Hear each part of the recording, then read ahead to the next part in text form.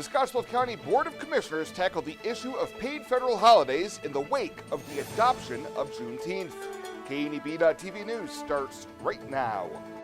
From your trusted source for news in Western Nebraska and Eastern Wyoming, this is KNEB.TV News.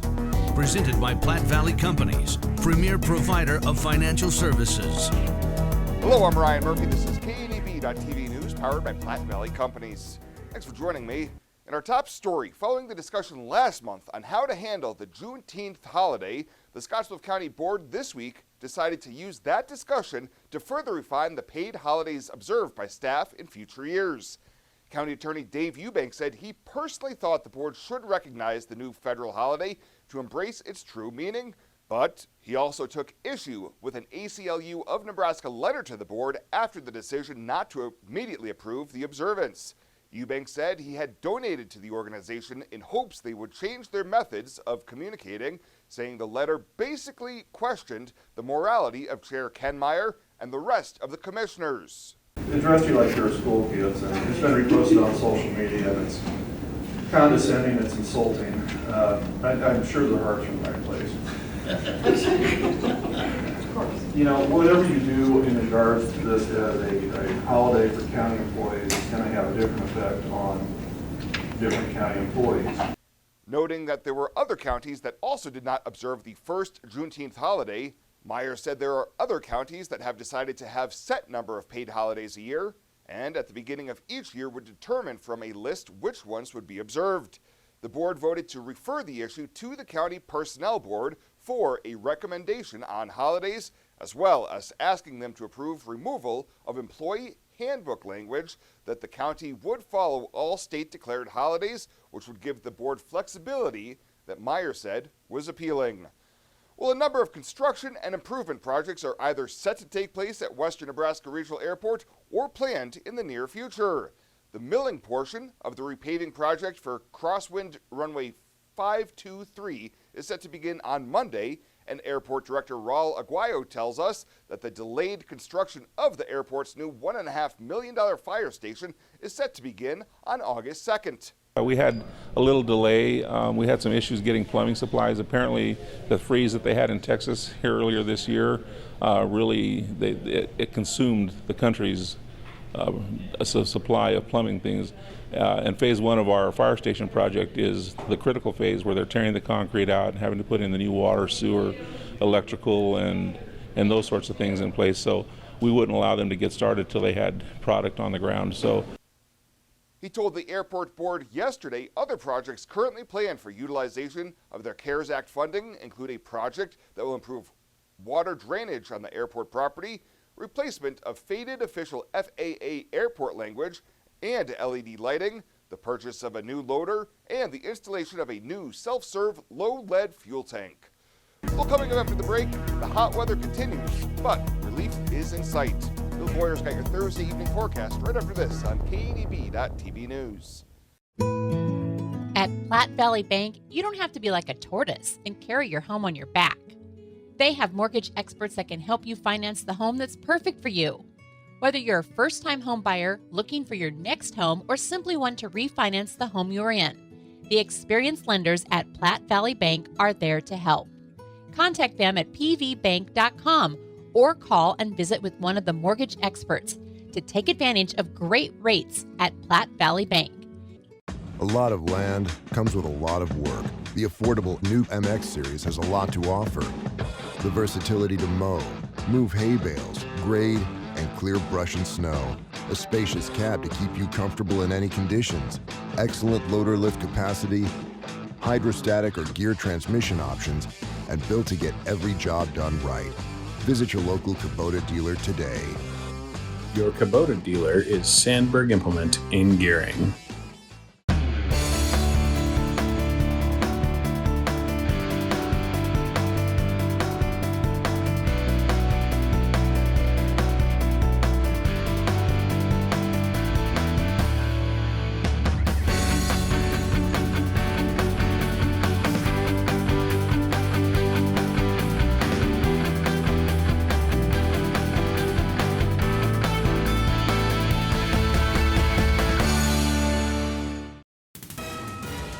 This is KNEB.TV weather from the KNEB Storm Center, your trusted source for weather. Well, we're going to see partly to mostly cloudy skies across the area here for a period of time this evening, and an isolated thunderstorm can't be ruled out. That's about it.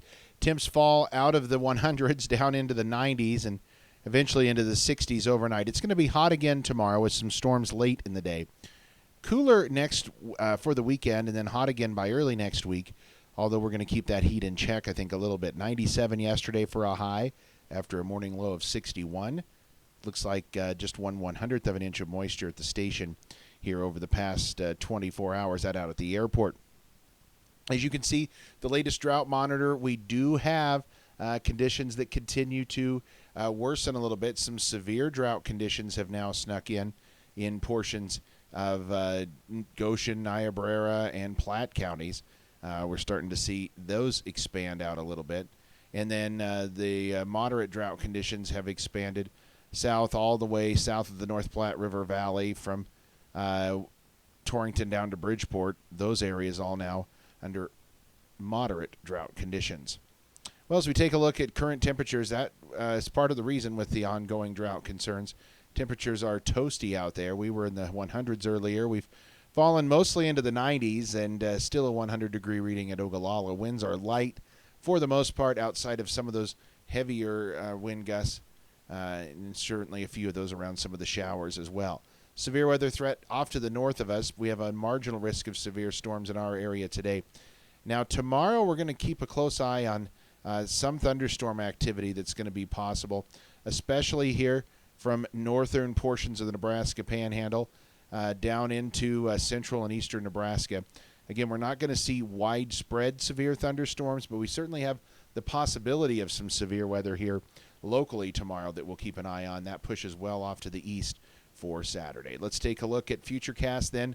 For tonight, just an isolated shower or storm. Those clear out. Skies clear out as well overnight. We're going to be mainly clear as we roll through early tomorrow morning, and low temperatures tonight are going to be in the 60s for most of us. Now for tomorrow, we're going to have sunny skies to start the day, and then as we roll through the middle portion of the day, we're going to start to see a buildup in some clouds, an afternoon thunderstorm or two possible. A couple of rounds of those late tomorrow into tomorrow night. They're going to be scattered around, and even continuing into early Saturday morning. Could still see some shower activity and highs mid and upper 90s across the region. Precip going to be sparse in some areas, plentiful in others. Depends on if you get it under some of those heavier rain bands out here, and we'll have to see where those ultimately set up. We'll call it partly cloudy.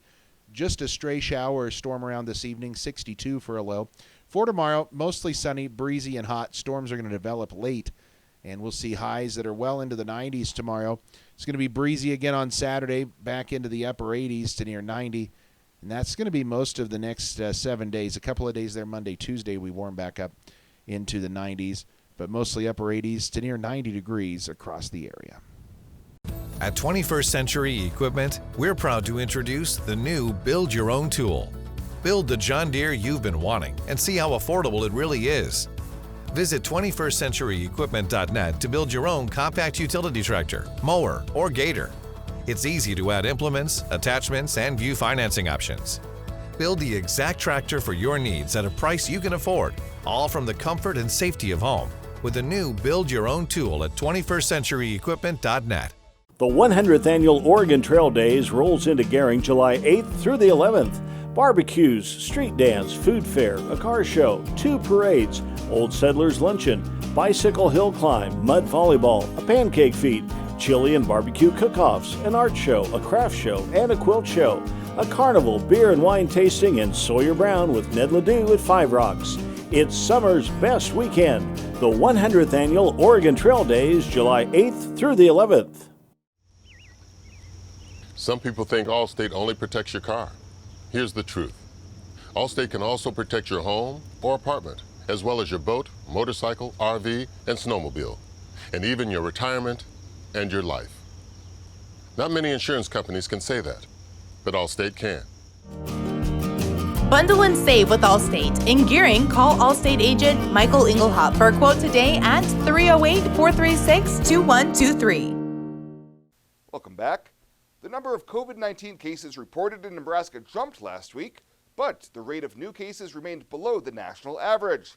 The Omaha World Herald reports that the state recorded 456 virus cases last week, which was up from 253 and 181 in the 2 previous weeks. Data from the Federal Centers for Disease Control and Prevention shows that the state's rate of new cases per capita ranked 23rd among the states last week. Dr. James Lawler with the University of Nebraska Medical Center said the increase is not a surprise given the presence of the highly contagious Delta variant of the coronavirus and the number of people in the state who have not gotten vaccinated. Well, a 14-year-old boy is dead of an apparent gunshot in Cheyenne, Wyoming.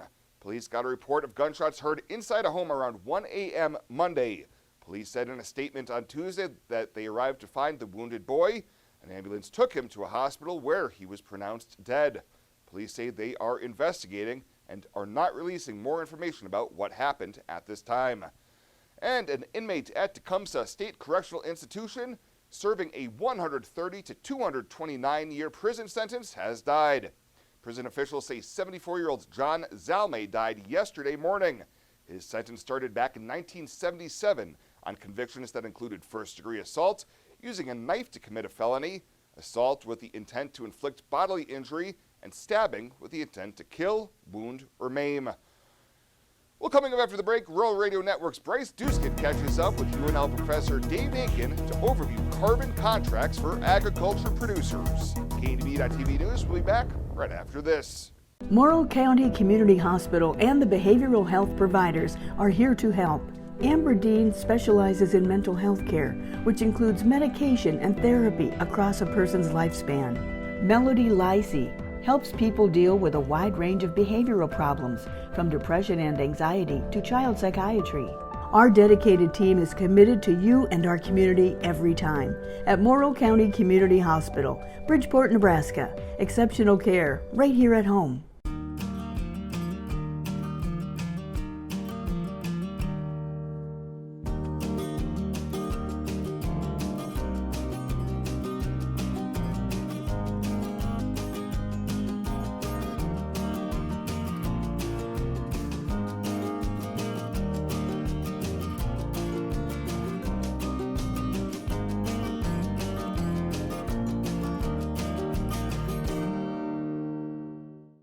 In boots, new and old, you've walked the rows of life, a fence length of time. You fought the floods, snow, and sweltering heat, and lifted breathing and settled pain. With a smile and a cry, you've strengthened your community and future generations. Sometimes with nothing to say. Often can't say enough. Like, let me do it again.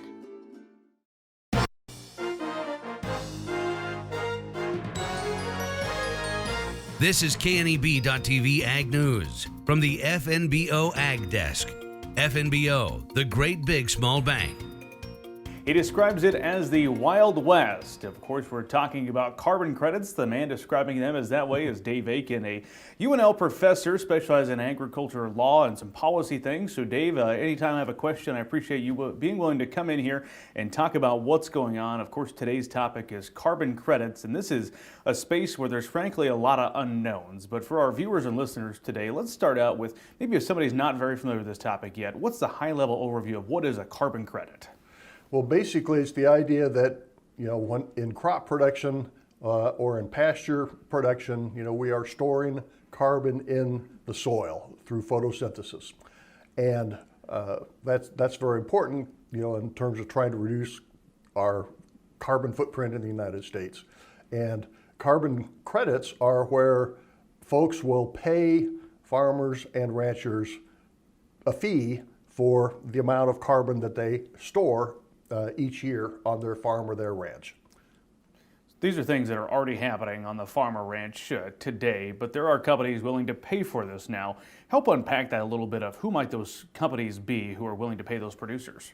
Well, there's a couple of groups. There are some groups, like Microsoft has partnered with somebody, and I can't keep the names all straight. Yeah. Maybe Bayer, but I'm not for sure on that. Anyway, and Microsoft wants to get carbon neutral and within a certain time frame, and so they've basically hired Bayer to go out and sign up the carbon contracts with farmers and ranchers to help them get carbon neutral by whatever their deadline is.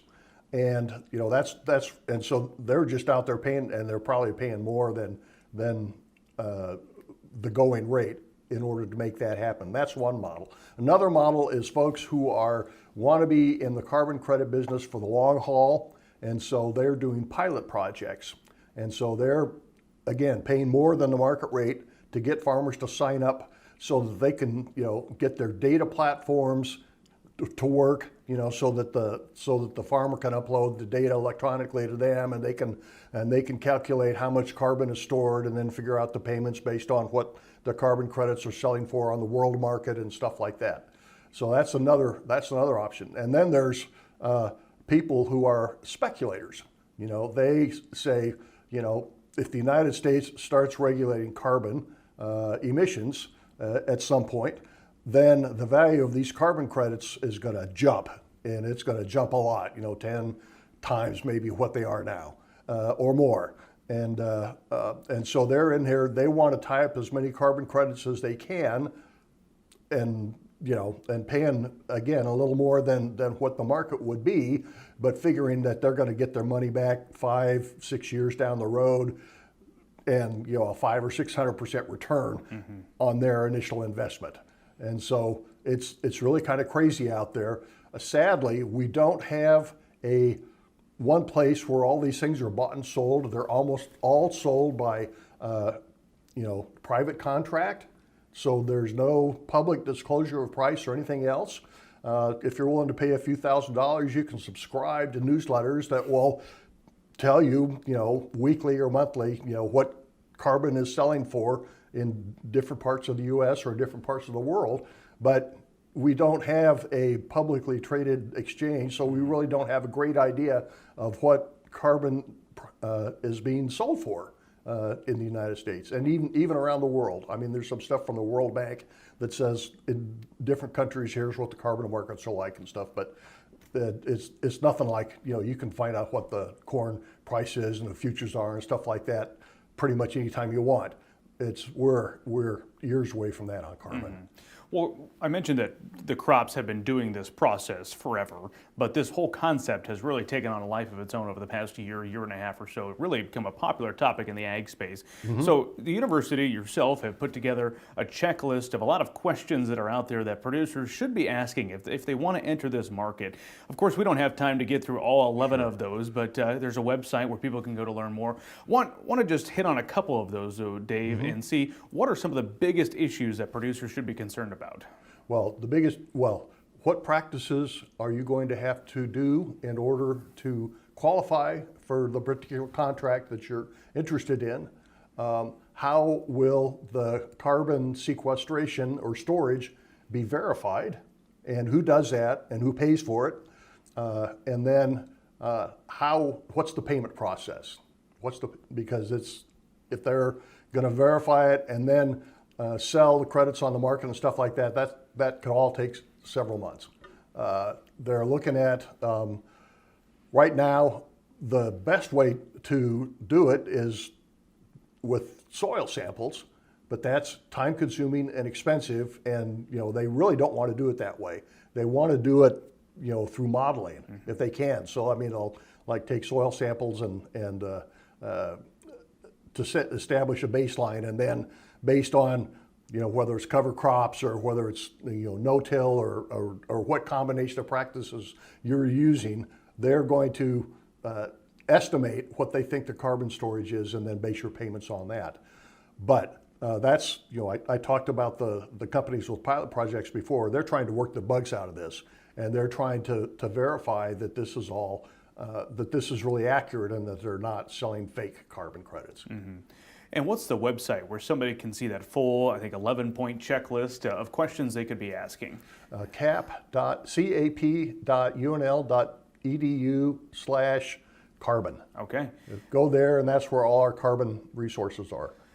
And Dave, you and I were talking about, before we hit the record button, the fact that the U.S. government is getting involved in this to a certain degree. Give us an update of where some legislation stands that could intervene in this process. Yeah, there are two things that are going on. There's USDA is very interested in encouraging farmers to do the types of things that would result in additional storage carbon being stored on farms and ranches and in our forests. And so there's more traditional incentives moving out through NRCS, through carbon smart farming and stuff like that. And that will be ongoing. The other thing is that the Senate, U.S. Senate, has adopted the Growing Climate Solutions Act, which would make USDA basically kind of the referee for ag carbon credit market. So USDA would set standards for how do you verify carbon sequestration. You know, they'd have a web page, a web platform where everybody who wanted to buy and sell carbon credit, ag carbon credits could go to, you know, to see who's buying or selling what kind of contracts and that side of things. So that would really help. That would bring a lot of transparency to the ag carbon market, which now was pretty wild and woolly. Kind of on that topic, for our viewers and listeners that are still with us watching today, I'm sure they're irritated at me because I haven't asked how much a producer could get paid per acre. Do you have any insight of what you've seen so far, or is it simply too early to tell? Well, it's in the media, I have seen $10 to $20 an acre as being a very standard kind of point that people refer to. Now, I've put, you know, done the back of the envelope stuff. And for me, if they're looking at selling ag carbon credits on the open ag carbon credit market, you know, they're looking at about $5 a ton. And in Nebraska, the rates of sequestration are less than much less than a ton an acre. So they're looking more like $1 an acre long term, if it's based on the sale of carbon credits. Sure. But some people, as I mentioned, some people are willing to pay more just to get people signed up for a variety of reasons. So it's crazy. Yeah. UNL professor Dave Aiken joining us. Dave, always appreciate your insight and for spending some time with us. Thank you, Bryce.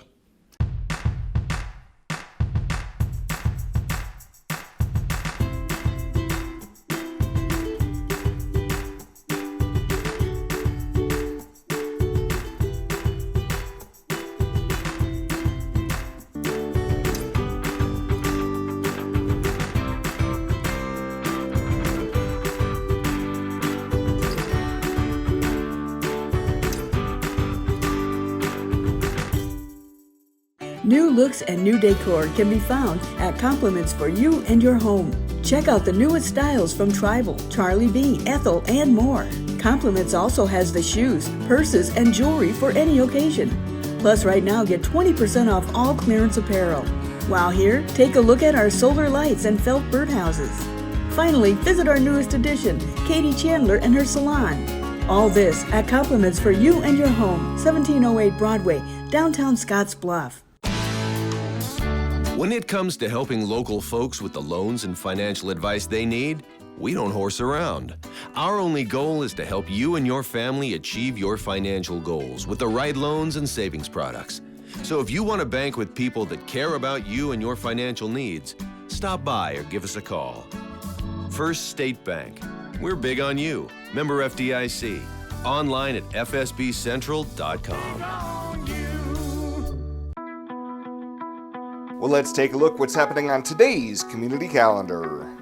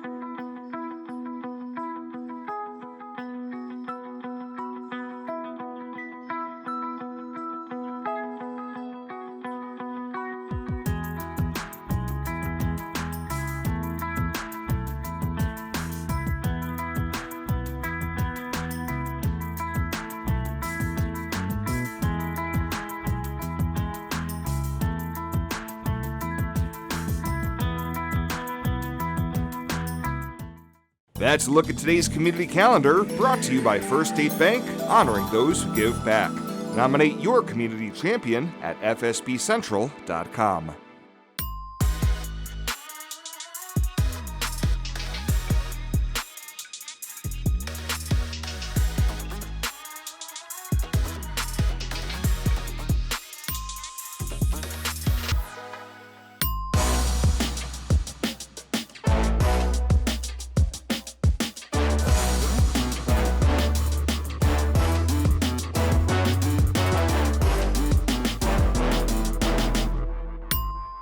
The 100th Annual Oregon Trail Days rolls into Gering July 8th through the 11th.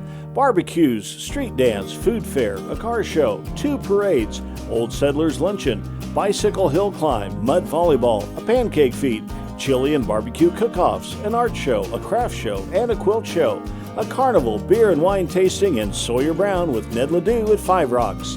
It's summer's best weekend. The 100th Annual Oregon Trail Days, July 8th through the 11th. At Platte Valley Investment Center, we believe in personalized planning for your financial goals. As your retirement income partners, our concern for your success, combined with resources from Raymond James, can help you make confident decisions for your financial future. Our team of financial advisors will help you make your money work just as hard as you did to earn it. After all, our goal is to help you reach your financial goals. Call me, Jody Rosiska, or Kevin Fig, Financial Advisors, to set up your free, no-obligation pre-retirement review. And finally tonight, one of the most famous trains in the region will be rumbling through the southern portion of the Panhandle later this summer. Union Pacific's Big Boy 4014 locomotive will depart Cheyenne on August 5th and travel to stops in Arkansas, Louisiana, Texas, and beyond. Along the way, the Big Boy will be on displays in cities for people to enjoy the big train up close and personal. Locally, the train will make stops in Pine Bluffs, Wyoming, Kimball, and Sidney on August 5th, and then on the 6th will depart from Sidney as it travels into Kansas, Missouri, and further east. Well, that does it for us this time. Thank you so much for tuning in. Stay safe out there. We'll see you here next time.